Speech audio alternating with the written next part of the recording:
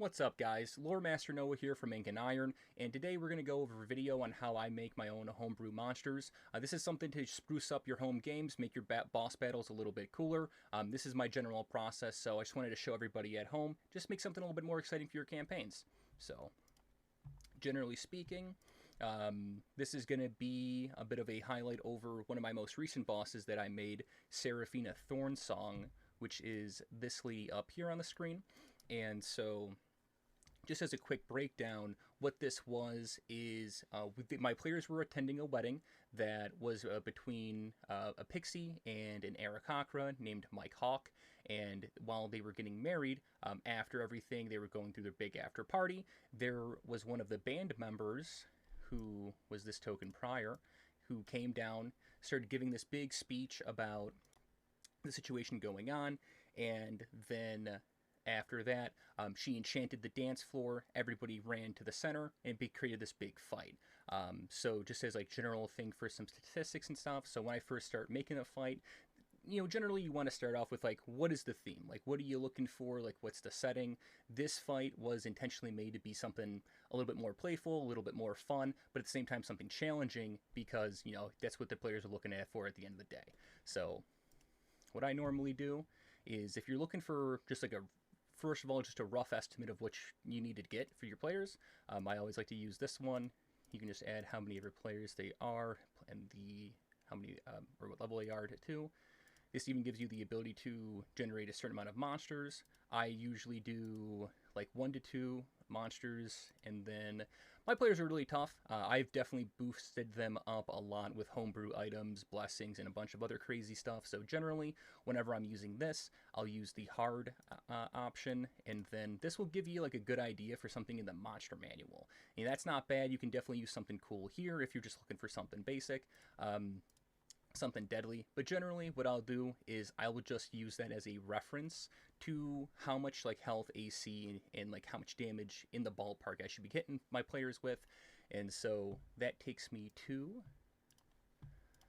the actual page here. So I'm not doing anything crazy. I do it right off of Google Docs just because I like to make a lot of boss fights. So pretty much like every other session, I will be making a new one. So this one's pretty beefy, 18 AC, 234 HP. That's a little bit higher health than what most creatures in this CR rating would be. I would challenge my players with anything from CR 8 all the way to 11. Depending on the monster, there are times where they are very handedly taking care of those creatures that are straight out of the book. Other times, like I said, I just have to homebrew it to make it a challenge for them at all. Just due to because, when you have just one boss, it's very easy for them to overwhelm your bosses with just action economy. That's what it comes down to. So adding legendary actions, legendary resistances, that's pretty much like your key thing in making a single monster like more powerful in a boss fight. Otherwise, what you would want to do is just sprinkle in like several enemies or even more, and then that's also like challenging in a different way. So you gotta be careful with that. So, but if your players are looking for like that one big boss, homebrewing yourself is super cool because it generally gives you like a way better experience. So for this example here, she has 3 uses of legendary resistance. I do like to flavor this in my campaigns as well, because when your players cast a spell or do something cool and then you're like, nothing happens, I just use my legendary resistance, that's, it's alright, it's a mechanic, but I like to, if you can incorporate it in some type of way, I like to. So in this situation, she possessed this green spectral harp that she would play, and so there were skulls that were on it, and as her resistances were burned, they would scream and burst, and it was just a fun way of the players getting to interact and knowing that they're at least doing something with that as well. Now, I do get a little bit crazier with it. I like to use percentages of health to give my bosses some little kickback is with them as well. So they said this boss idea, the main thing was after she comes down and enchants the dance floor, she wants to keep it a party. She's making it fun for her now. So all of the guests get enchanted by these Eladrin here, as they're forcing everybody into dance lines. We'll get into the squares and what those are in a second, but we're just going to go over Seraphina Thornsong right now. So at 70%, when she ends up splitting herself into duplicates, there becomes 3 of her. and they spread across the map. And then just as your players attack them, they disappear. She can cast from any location of them, so this way it's just a little tricky little thing to force them to spread across the map. Gives her a second to disengage. And then additionally, and then that was the Symphony of Shadows. And then when she's below 30%, I have my Eclipse Elegy. So what this one does is it basically just darkens the entire dance floor and makes it so she's rolling everything with advantage and her players with disadvantage. You can switch that up. Like I said, personally, my players are really powerful, so they generally are very good with like min-maxing, attacking people, like taking down like their foes. And additionally, I have flanking with advantage, so they're always doing something to boost themselves. They're very powerful, so I definitely respect that. So I got to do something to take them down. So this was very powerful at the end there. And then we've got two chords per turn, so she gets at 2 of any of these actions that are listed here with a plus 11 to hit. And then her spell save is an 18, which is very high, but my players are, I believe, like around like level 7 right now, and they're, once again, on the strong side, pretty boosted up with homebrew items and crazy stuff. So the first one, this is a recharge ability. It's the Lament of the Banshee. Basically, just she wails in a 30-foot cone around her, and then anyone who fails to save is also feared by her, forcing them to, they can't run closer to her. And then a lot of her abilities are focused around like halting and stopping people's movement. Makes it a little bit trickier. 3 of my players out of 4 are melee, so they tend to like to get up and close and personal. So this was a very fun way of challenging them in that way. So that one fears and does AoE damage, recharges on a 5 and a 6, and if they pass the fear, they cannot be feared for the next 24 hours, so that just gets rid of an annoying aspect for them if they succeed, but they still take the damage if she gets it back in the future, so I like that one. And then the next up is Enchanted Dirge. It's also an ability that's going to be recharging on a 1 or 2 of those this time. And this one, nothing crazy, but what it does, it sets up Seraphina for her better moves later on, or potentially for that Lament of the Banshee as well, where she forces everybody to make a wisdom saving throw, and if they fail, they then make their next save with disadvantage. So they roll 2 and take the lower one, something easy to remember, but then yeah, so this is just something to try to, prep them for what comes later. And then we're going to move into, these are more of her attacks that she can consistently use. The first one is Cacophony of Chains. This one is, I thought was very fun. Basically, she casts her ability, and the harp summons these ethereal chains that wrap people up and then chain them down. Now, if they fail their save, they are restrained. And what makes this one a little bit more fun is that they can either break free the chains with their action, or they work similarly to a rope where you can attack them and break out of them with one of your attack actions, or have one of your allies help you out with that. So if they think about it, it's a little bit easier to break out than most ways, but like I said, 48 plus 5 damage, bludgeoning, that's definitely going to do a big chunk to them. And like I said, if they're failing that strength save, they're getting chained down, it's going to be tough for them to move around, catch up to her. Next up, we've got the Abyssal Aria.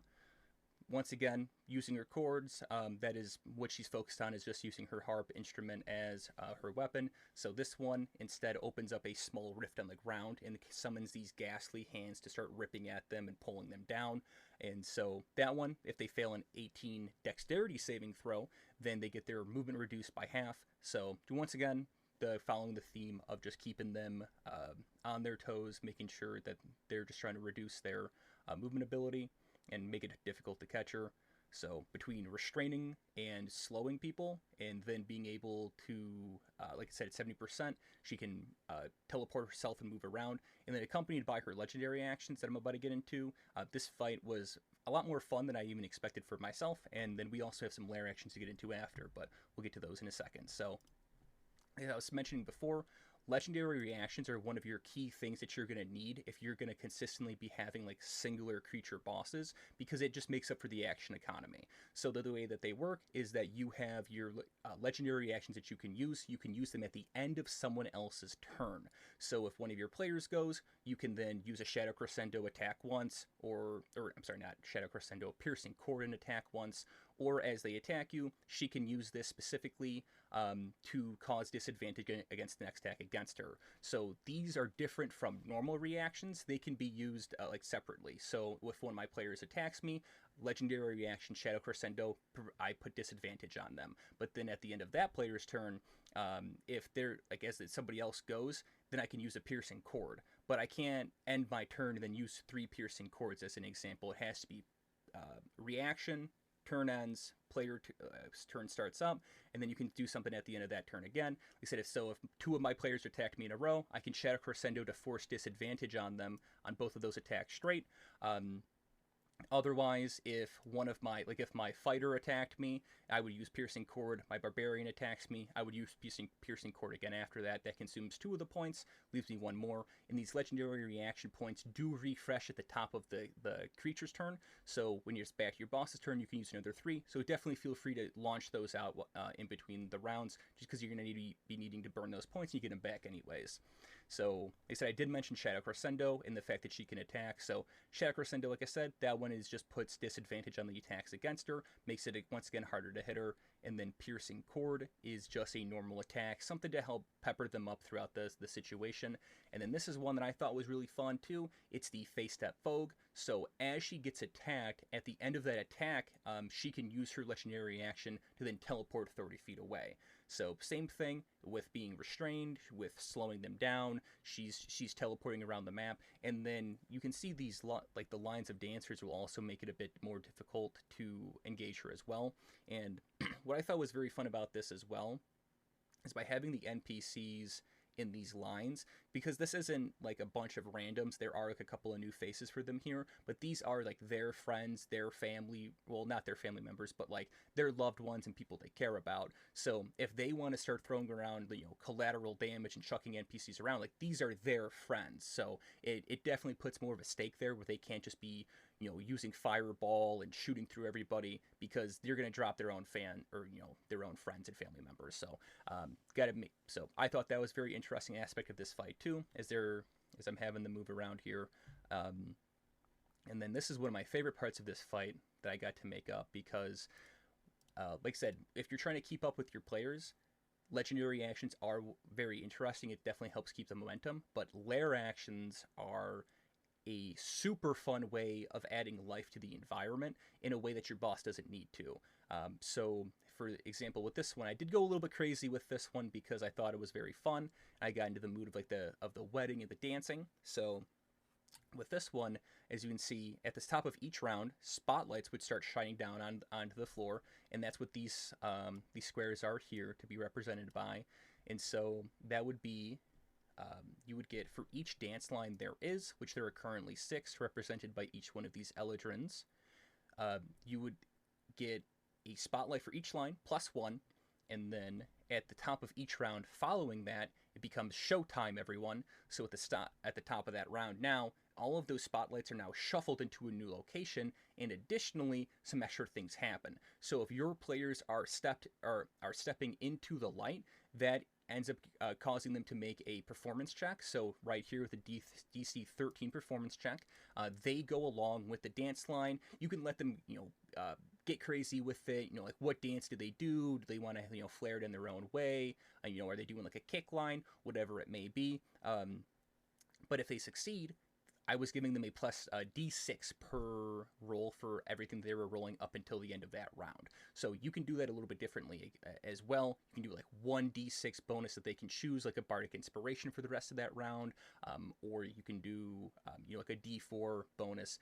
But then on the downside, if they failed, they would take a 1D4 minus. So there was a little bit of a trade-off. It wasn't a super high roll for that reason, but if they did well with the performance check and made it fun, then they would get that bonus to all of their rolls for the rest of the round. And if they failed, then they're taking a minus. But once the round ends, that all resets. They can jump back into the spotlight.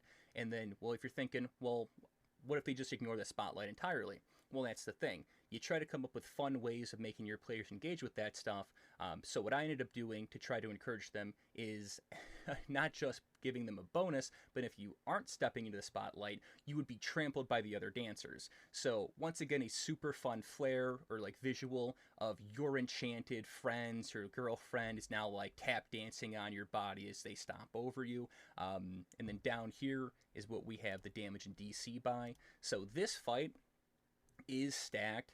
Initially, it's very front-loaded, where I want them to feel the pressure early, where it's a very strong enemy, but the tides begin to turn.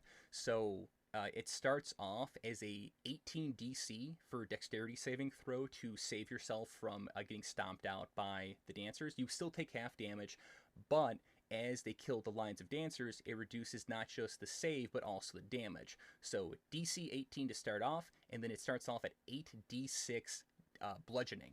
So that's what you're starting it off with. And like I said, if they succeed, they take half damage. But as they kill the lines, they knocks off 1 DC from the save and 1 die of damage. So as they kill off the lines, it not only does all of that, but additionally, because I wanted this to be a big fight where it turns the tides and lets them get more comfortable with having bigger battles and like commanding like other people around, they would get an NPC that would then assist them for the rest of the combat. So if they were going after the right lines and helping people out, they were getting allies to then help them out as well and then help finish off the fight. So I thought this was a super interesting fight that you can kind of mix in, do whatever you want to do, make your own like adjustments here. So I just wanted to show like an example of this fun fight that I ended up creating here. And like I said, because my players are a little bit on the tougher side, so I had all of these mechanics in place, you know, all this crazy stuff happening. I had them enchanted at the start, and then if you were looking for a way to, you know, narratively do something cool, I am playing in the Wildmount world from Matthew Mercer. So I did borrow one of his characters, Morrigan, who ended up being one of the wedding of guests at this very fun Fae wedding. So I have a little bit of mystery and mystique of my own with her. So she's the one who assisted them on breaking out of the initial enchantment, because I don't want them to, you know, like spend 2-3 turns wasting time. If you wanted to, you can have them attempt to fall underneath the spell as well. Personally, I had them just break free with the assistance of Morrigan, and they just started up the fight, and it was very fun. But to compensate for that as well, on each of Seraphina's turns, she was bringing out one of the band members to assist her. So she was singing along with this pixie on vocals, this earth elemental who had this bass guitar that was attached to him, and a Trent who was using his own roots to do a little drum session with them. So as the rounds were going on, it was the Pixie was released, the Earth Elemental was released, and the Trent was released, all on Seraphina's turns. Like I said, once again, this is kind of like a hard mode for the fight, where like you're adding more enemies, but at the same time you're adding more allies for them. But like I said, it's a big mosh posh of a fight. I thought it was a super fun, big wedding event that ended up in an even cooler big battle that my players definitely said they enjoyed, and so I just wanted to share that with you guys. And then if you like it, definitely comment, let me know what you guys think about this, or if you were looking for like tips in general for in the future on how to make bosses, guides, or anything else like that. I've been playing for years, and this is one of my favorite aspects of DMing, is just making super cool homebrew magical items and bosses for my players. It's all I deck them out in, because I make something cool for my boss, and I'm like, this isn't the end of that story. I gotta give them something cool from this guy, and it moves on. So definitely let me know what you guys think. Other than that, I hope you all have a great day, and keep on adventuring.